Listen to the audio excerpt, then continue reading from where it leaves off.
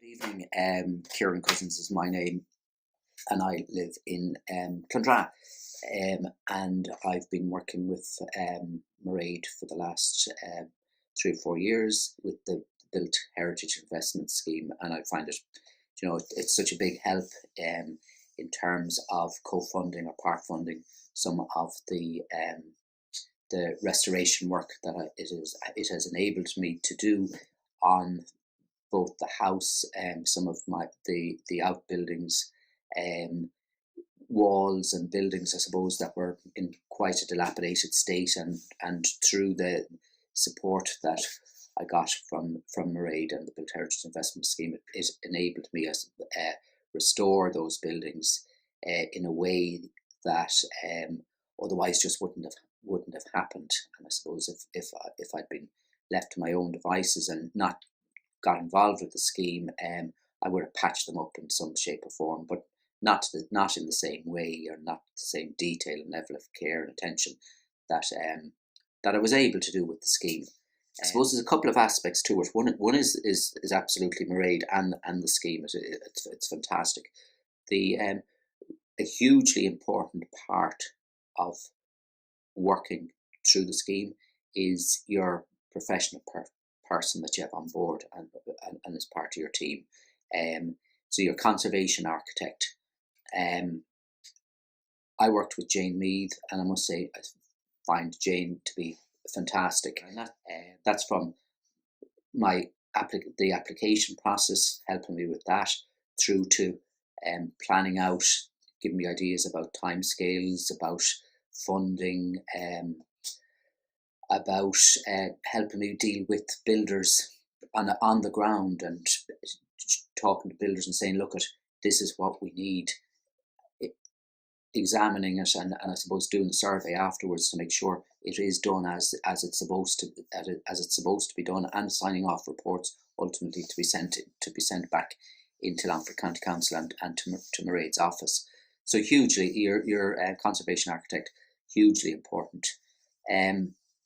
Nextly, I suppose and again, it goes without saying really, but it's your tradespeople, and it's getting the right people on board. There's good and there's not so good, and getting the good is really important. So I would say to everybody involved to talk to your conservation architect, maybe talk to Mairead and ask her to direct you to other people who have done similar work, so you can have a chat with them, gain from their experiences, perhaps get referrals to good tradespeople through them or through your conservation architect. But it's that kind of referral is invaluable. If I look up, Google people to do roofers or Google people to do stonemasons, I may or may not get good people, but getting quality referrals is huge. And it's a small network, but people I've always find are very willing to help. And I'd say at this point, if I can be of assistance to anyone, chat to Mairead. Mairead can give you my number, and please feel free to give me a shout at any stage. And if I can help anyone, I'd be delighted to do so. The other parts of the really important to bear in mind, I suppose, is your funding. And again, just making sure it's funded out properly before you put your grant application in, and allow yourself contingency, because it is going to cost you more than you think. There's going to be some little pitfall, something will fall down, or you'll discover something when you're in the middle of the work. It will have to be done, and to bring everything together. So just do allow yourself a contingency. It's always wise to do so. The other is in terms of time.